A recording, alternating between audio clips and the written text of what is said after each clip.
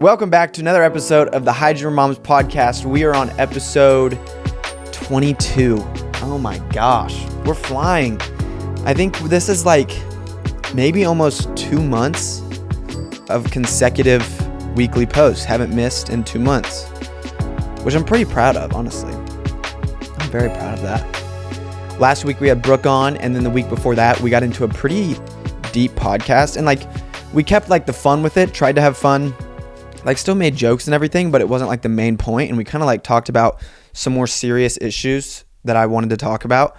And I think honestly, I want to do that again, because when I'm not doing the podcast, I think I bottle up kind of everything that I feel throughout the week. And I guess in this case, maybe 2 weeks, because we didn't talk about this type of stuff last week. So I think I want to do it again. I asked you guys to send in your problems that you guys are having, and that we could talk about them. I also want to say some of the problems I'm having. I like to do that. One, yes, it does help me, so I guess that may be a little selfish in a way, but I feel like it makes you guys feel not as alone and not be the only one sharing what you're struggling with. And that way we can all kind of share what we're struggling with a little bit.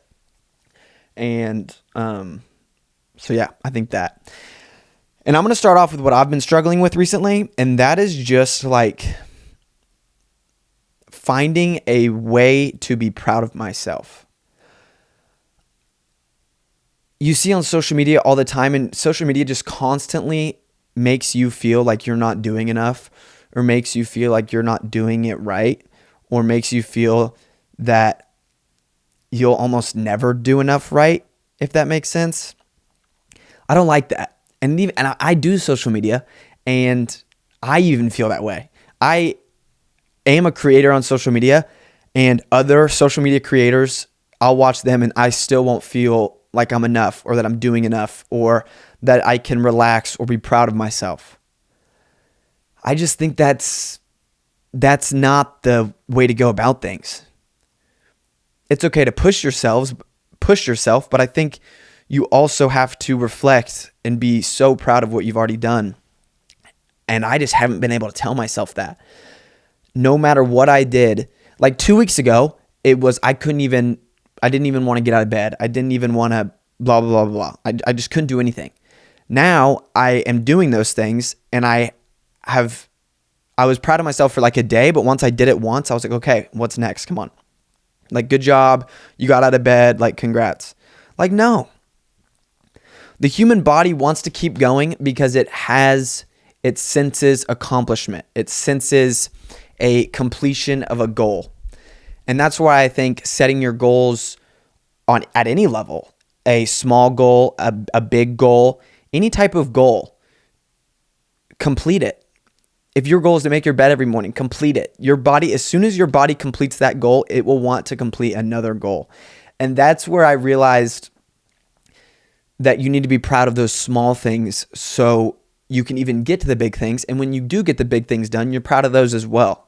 If I get groceries and I'm I'm going to cook this stuff, and then I don't cook it, then I'm upset. But if I did cook it, I'd be like, okay, good job, dude, whatever. That's bare minimum. No.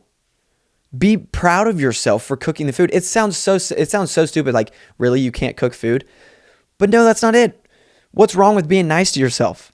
What's wrong with just saying, you know what? Good job for cooking that food. Good job for doing something when you say you're going to do something. I feel like the human body and the human mind is so scared to compliment yourself, especially when you have big dreams for yourself or big goals. Your body or even your mind makes you feel like you're not allowed to compliment the small things that you do.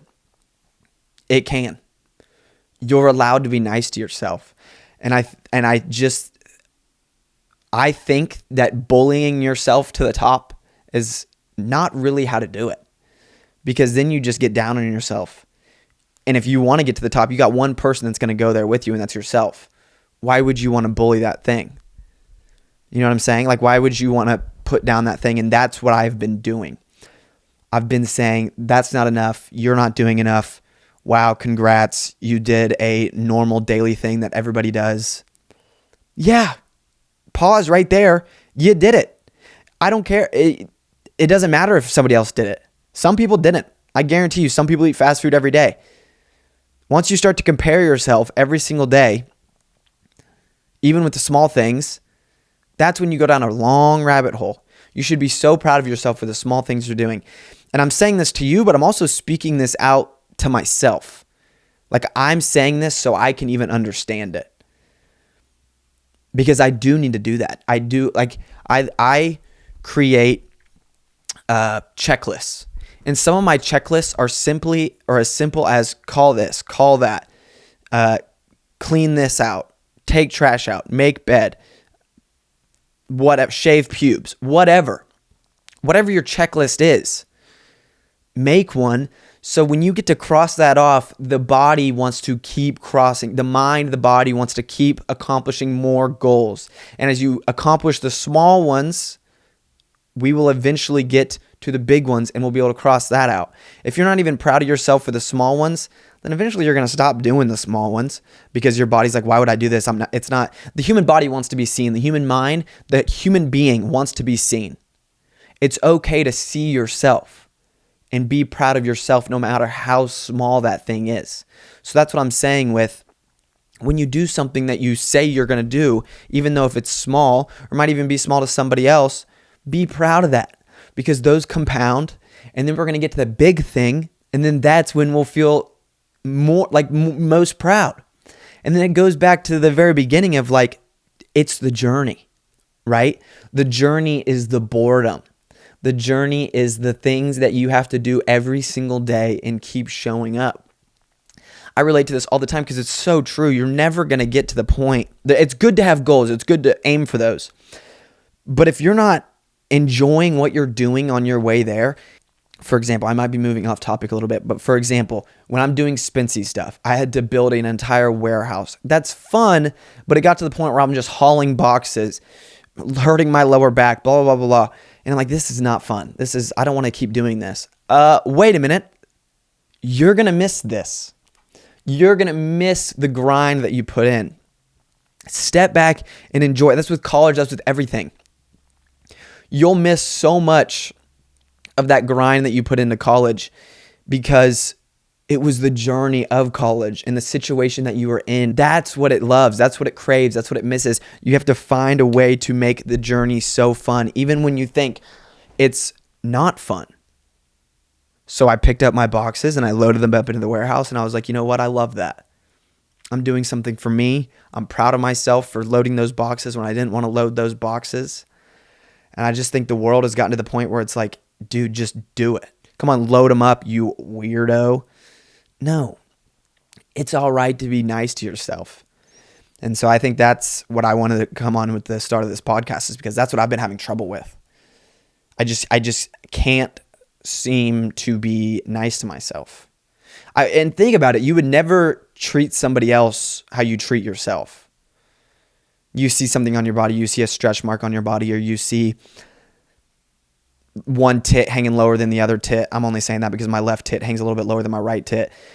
But you would never see that on somebody else and just call them out for it and berate them and make them feel terrible about it. You wouldn't do that. But you'll do it to yourself, which is okay to an extent. Again, it's a double-edged sword. It's okay to an extent, but there's got to be a point where it's like, stop. Let's figure out.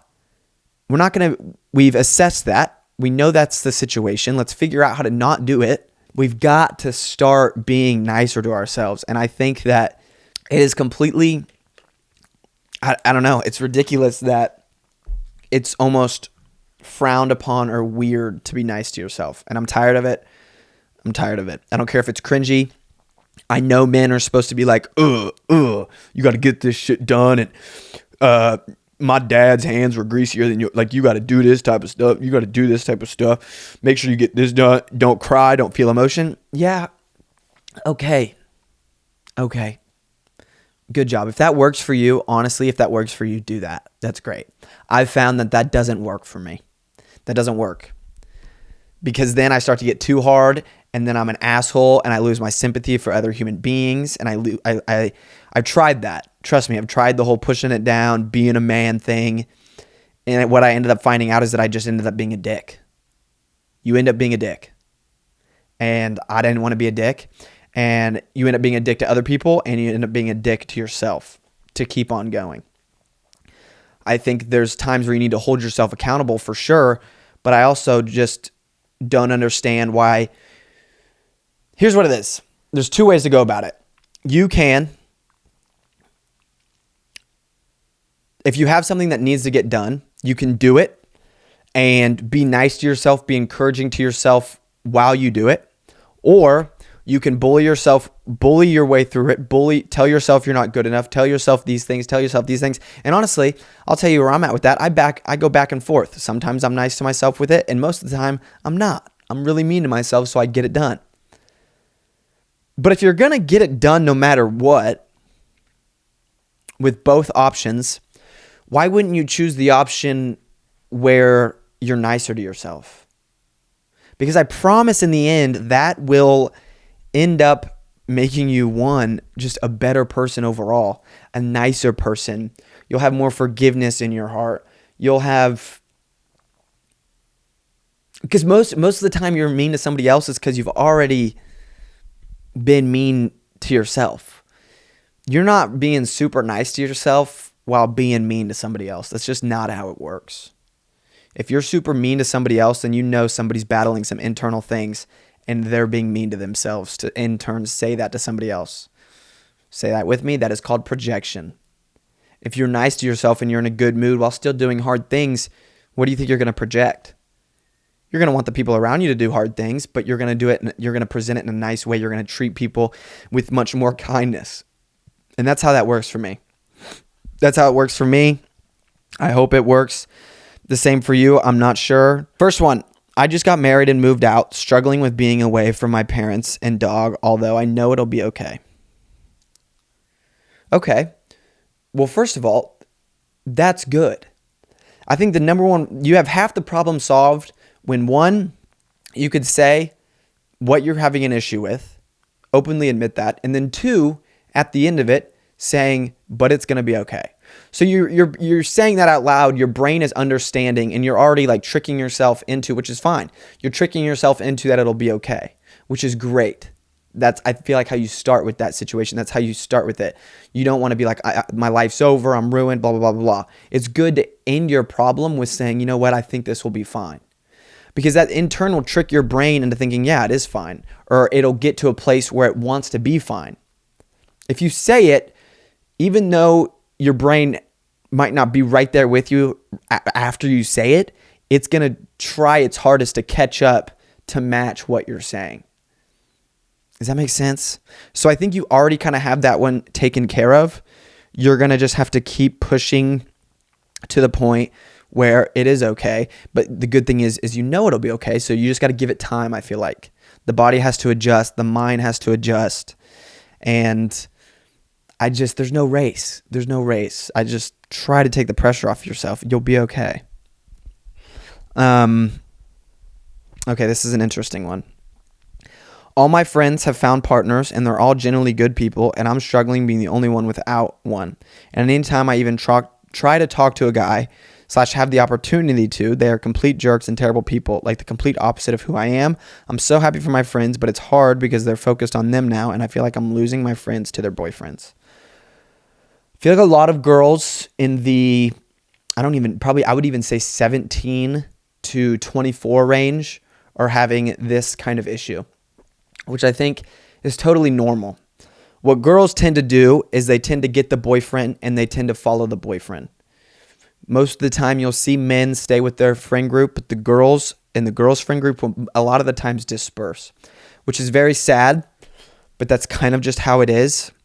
What I will say about this is I would just keep trying to reach out, keep trying to put yourself in the position to hang out with those friends that have boyfriends. If they stop reaching out back like consistently, or they're not putting any effort into that, then they've kind of made their decision. And that kind of gets to the point of where you can't control your friend's mind and motives. If they want to be with their boyfriend, that's fine.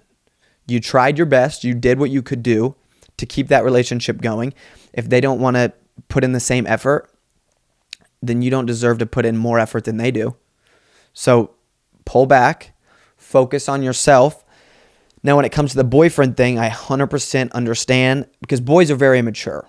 And I'm pretty sure if you're a girl watching this, you know this. I'm a boy, and I can admit that I'm very immature, even now. I'm obviously still working on it, but I look back to my 18, 19, 20-year-old days. Oh my gosh, I probably couldn't even have a conversation with myself now. I think what you're feeling is the pressure of society when it comes down to it. You're feeling the pressure of, okay, everybody else has a boyfriend. Everybody's expecting to move on. Everyone's expecting to get married, and I'm just kind of here alone.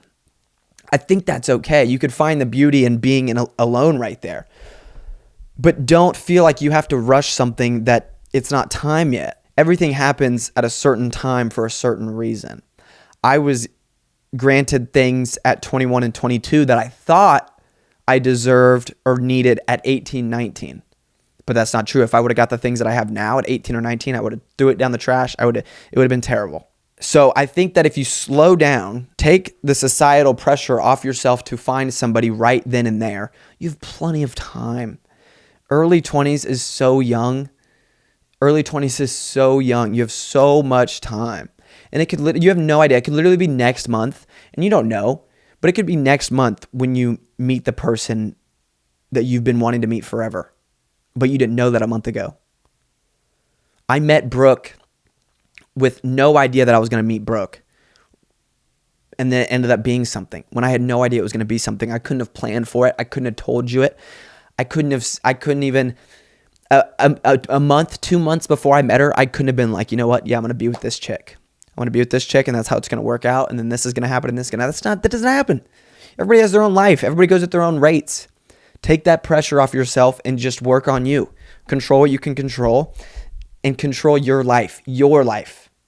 You have to understand, and it's a hard thing to understand, but you will never, ever, ever be able to control somebody else's life.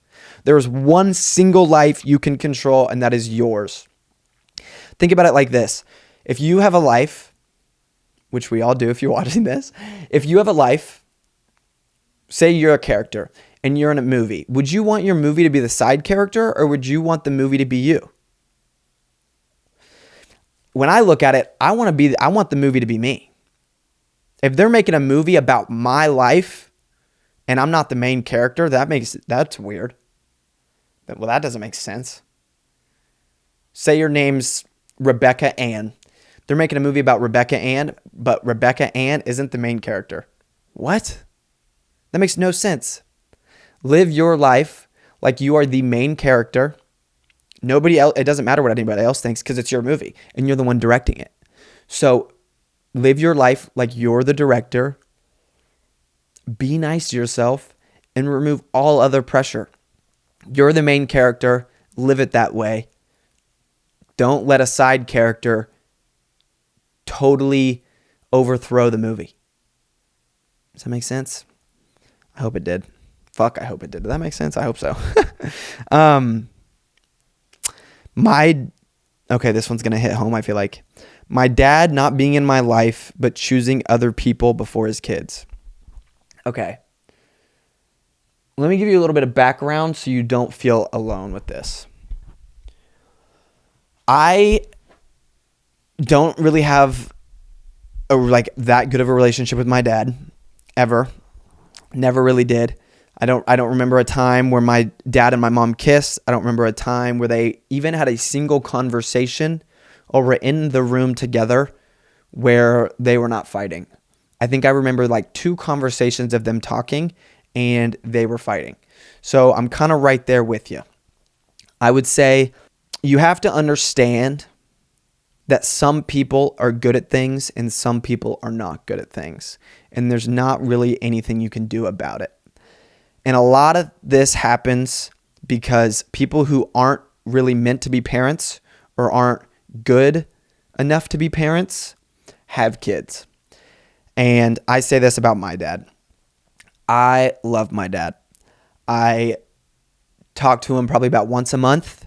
I haven't seen him probably in about a year and a half, but there's zero bad blood because I came to the conclusion in my mind, and I don't care what he says. I'm allowed to say this because it's my movie, and this is what I see and feel.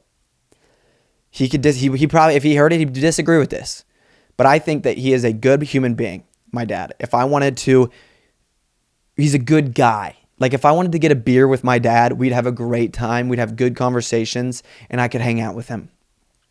But I can absolutely admit that my dad is not a good dad. He's not a good father. I'm not going to go into the reasons why I say that, but I'm allowed to say that because I was the kid. And you're allowed to say that because you're the kid. And what's helped me kind of forgive my dad is just kind of understanding that he is a human as well. You want to look at your parents as superheroes and as people that are just always there for you, but some people aren't dealt that card. And so once I realized that, I was like, okay, my dad's a human being. I'm a human being. He wasn't very good at being the dad. And I'm just going to have to accept that because I can't change that. I got a movie that I got to direct and that I got to play a main role in. I'm not going to let something that I can't control come into my movie and take over. I got to respect him for who he is. That's not going to change. And that's kind of honestly helped me with forgiveness. I would say that my dad put a lot of things before his kids as well, just like what you're saying. And it's helped me understand that I don't really need to look at him. If he didn't play dad role for me, then I don't really need to look at him as my dad, if that makes sense. Like I don't ask my dad for advice because I don't need it. Do I want to talk to my dad? Do I want him to be in my life? Yes. But he is a different character than some other people's dads. And once I figured that out in my brain, I was able to work on my forgiveness for him, and our relationship was fine. And it took all my bad blood, all my stuff in my heart out. And I know I spoke that pretty quickly, but I've never really talked about my dad on the internet or the social media because I think I was just scared. Because a lot of the times I don't want him to feel bad for when I say things. I don't want him to be hurt by when I say things. And I think I just kind of got tired of that. I don't really care anymore.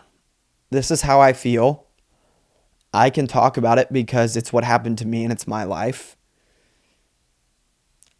I'm sorry you did that. You know what I mean? That's not my problem. So I think flipping my perspective on who my dad is helped me understand why he does things the way he does, if that makes sense.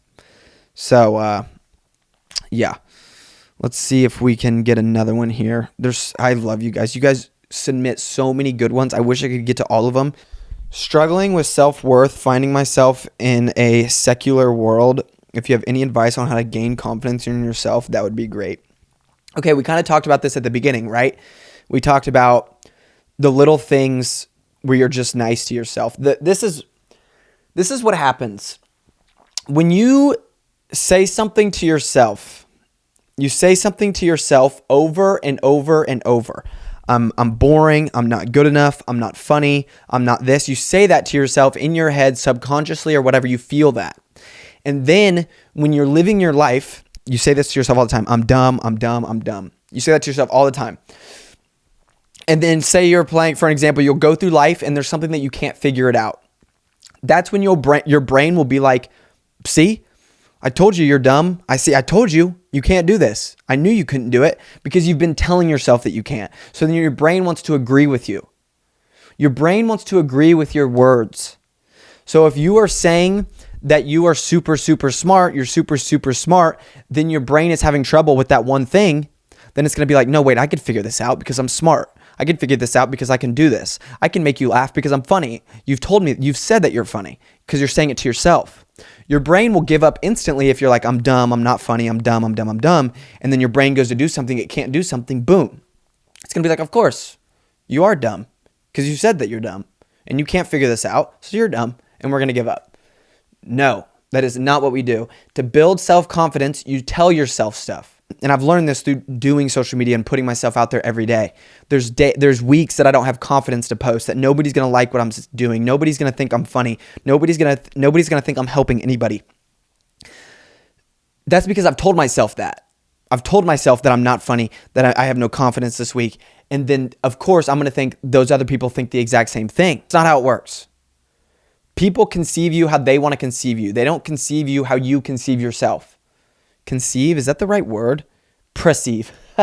Perceive? Yeah, perceive. I think conceive is like when you like give birth, like you conceive a baby. It's probably, isn't it funny like when I'm trying to give like life advice or like talk through all of our issues and like I can't even use the right wordage. The effort's there, right? But see right there for an example, my brain was like, but you're trying, you got it. And that's because all of the past times I was nice to myself, telling myself that I can help people, that I can do this. And so when my brain had a dumb moment right there, not being able to say the right word, my brain was like, well, but you're trying and you're doing it. The effort.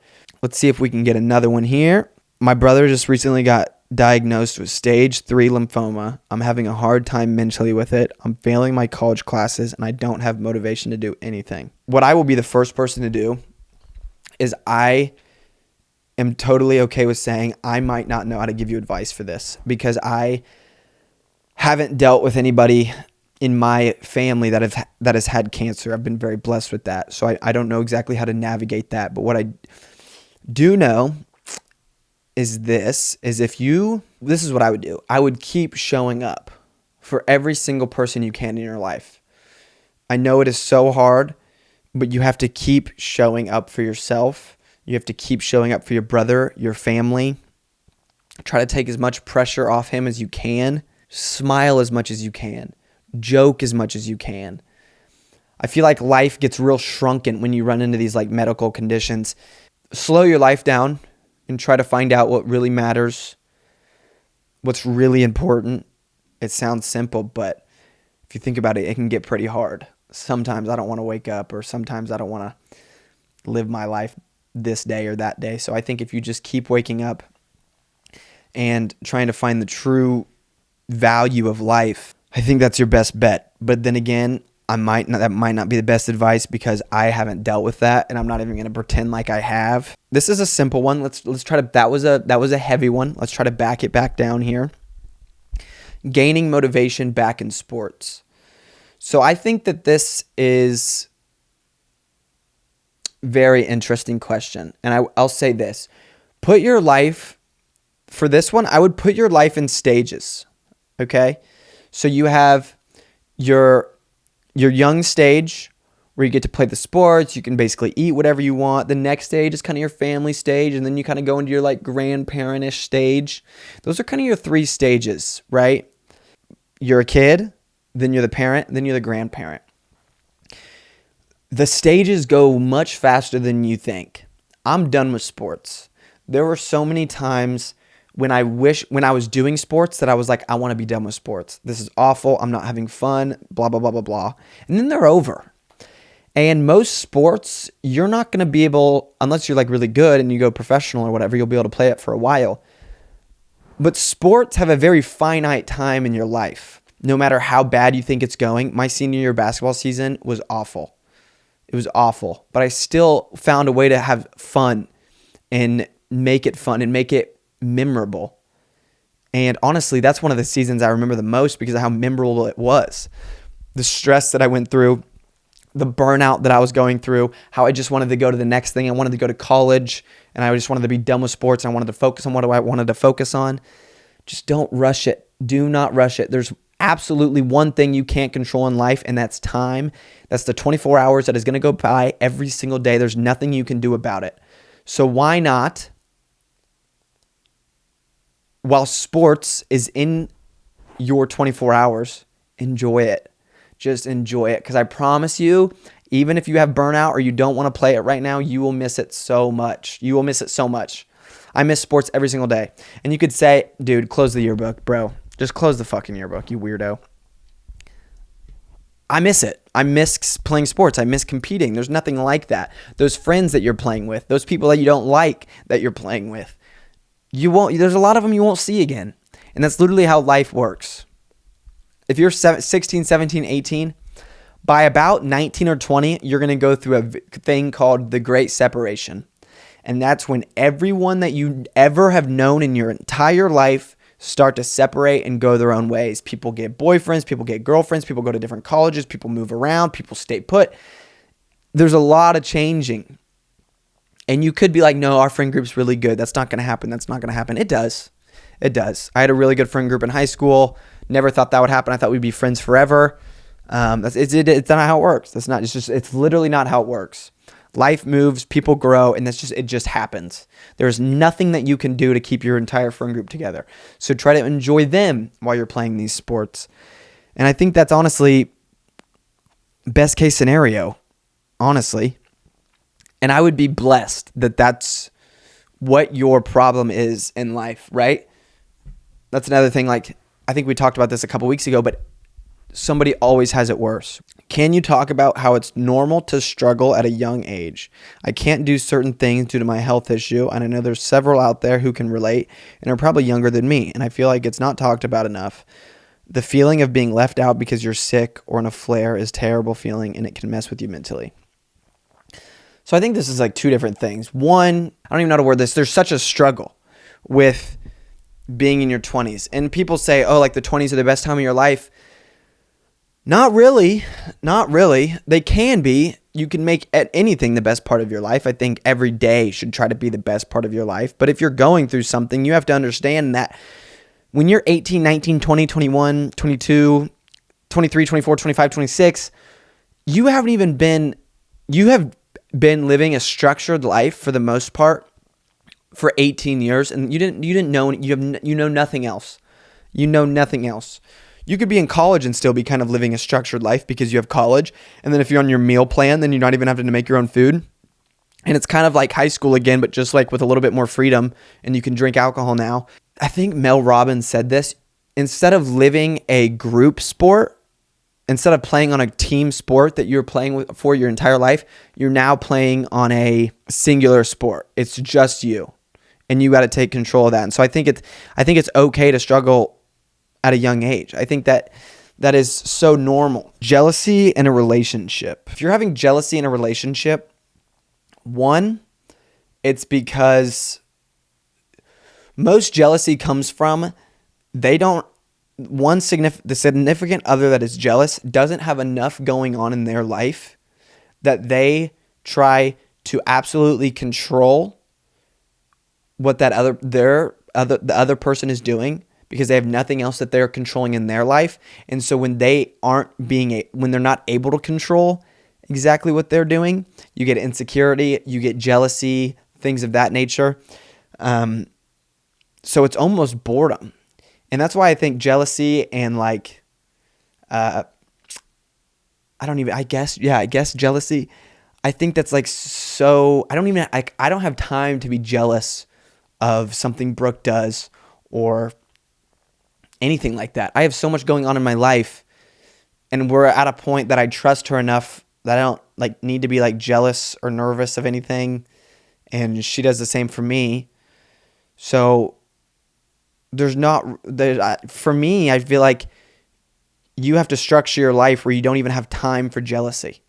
This person said they're having trouble gaining weight. Okay, well, I'll tell you this. I would say I had a borderline anorexia thing. I was 5'10", my junior year of high school, and I was 130 pounds. 130 pounds, you could see every one of my ribs. Of course, you get made fun of for being skinny, you get made fun of it, whatever, it happens.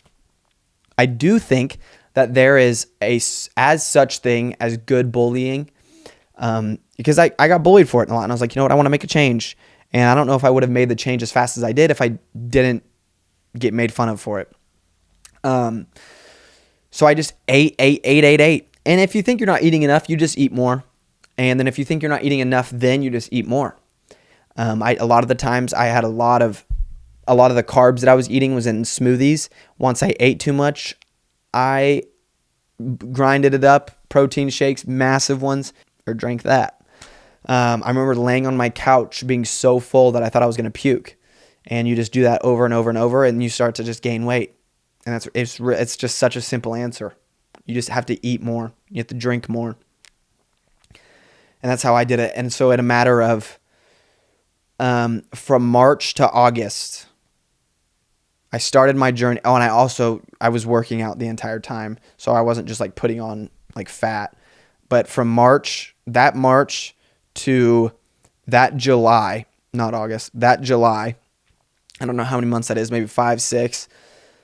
I put on 40 pounds. I put on 45 pounds. I was 175 pounds. Wait, yeah, I was 130 pounds, went to 175 pounds. That's 45 pounds. I couldn't do my math. But yeah, put on 45 pounds in that amount of time, and I was ripped. I was jacked. And I went on to have a great senior football season. So, yeah, you just eat until you just feel like you can't eat anymore. Having a hard time finding yourself again after having a baby, feeling lost, or having a sense of no purpose. Well, I'll say this. You have one of the biggest purposes in the world. And I think that kind of goes back to what we were saying at the end. Like, oh, everyone has a baby.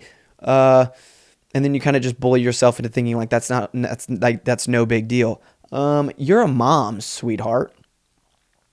Do you understand how important it is to be a mom? Do you understand that the only reason that kid is alive is because of you? So we're just going to step back because you said like you feel like you have no purpose.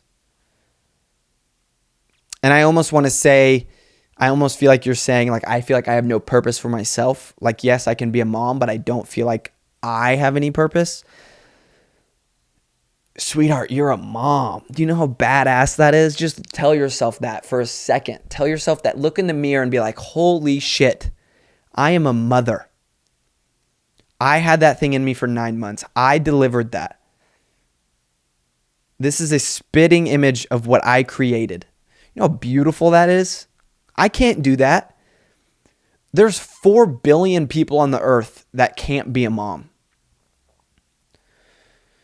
And then you take all the people that are moms. A lot of them probably aren't good ones. And you're one of the good moms. Dude, that's the best purpose you can have in your life. And also I get it, because if you just have the baby, you've lived all of your life having a purpose for yourself. Now you feel like your purpose is this baby. So it's weird because it's like, how do I find time? How do I be who I want to be for who I am? If that makes sense. And that's difficult, right? Because you've never had a baby. But once time passes, all attention is going to be on the baby for the first couple years. But then you're going to get used to it. And then you're going to find ways once you've had this baby I'm acting like I've had a fucking baby. I just know how things go, because like, it's just when you add something to your life that changes it drastically. So when I added toaster, I know a puppy is not compared to a baby, but it's with all things in life. You add something new to your life, it takes a second, especially something that changes your life like that. It takes a second to fit it into your schedule. It takes a second into balancing things, messes with your whole thing that you've ever understood of life, and you got to rebalance it. But once you get to a point where you get used to it, life starts to get easier. And when I think that life starts to get easier for you is when you'll be able to find maybe more of a purpose. If you want more of a purpose that's not just being a mom, if that makes sense. Does that make sense? But I think you need to stop right there at this moment in time and be like, holy shit, I am a fucking mom. Because to me, that's one of the coolest things ever. I can't do it. I'm never going to be a mom. And honestly, I will never understand how people are moms. I don't even know if I get it. Being in a healthy relationship after only knowing toxic relationships, I've always wanted for the other shoe to drop and things to go wrong since I've never been treated this well. Yeah, I definitely get that. I understand that, because your brain it's a defense mechanism. In the past, relationships have gone bad. So your brain is, it's trained to know that these type of things, these type of feelings will end up being bad. So you're trying to predict your future, and you're trying to, control what hasn't even happened yet. You're trying to control when something's going to go bad. It hasn't gone bad yet. It's actually going great. And I think it's where you pause again. You always got to start with a pause and be like, you know what? I deserve this. What I used to have, I didn't deserve. Maybe drop your walls a little bit, which is definitely scary. Drop your walls a little bit and be like, this is how things are. This is how things are now because this is what I deserve. how things used to be, I'm done with that. That's over. I don't need the protection that I used to have when going through all that hard shit, because this is what I deserve. And it's almost weird, right? You're almost like, do I want this? Do I deserve this? Because your brain tricks yourself into loving the toxicity that it's been through. It's trained yourself that that's what's good. That's what's fun. That's what you get your dopamine rush off. But once you retrain your brain that this is how relationships are supposed to be, this is how I'm supposed to be treated as a human being, then you'll never go back and you'll never feel any other type of, or won't take anything less. You'll understand that at the end of the day, this healthy relationship is where you need to be. Don't get me wrong. The whole toxicity thing, there's a dopamine hit to it. There's like a little fun thing to it. You can find a way to somehow be like, oh, I kind of like that. But that, at the end of the day, that's not how it is. I feel as if I am speaking a lot. Is my throat gone? Can you guys hear if my throat is gone? I have been talking so much. Imposter syndrome. Got a new job in a higher role and moved states.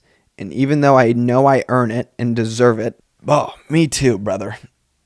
Me too. Imposter syndrome is feeling like you don't deserve something when you do, which again falls back to being nice and knowing what you deserve, being nice to yourself.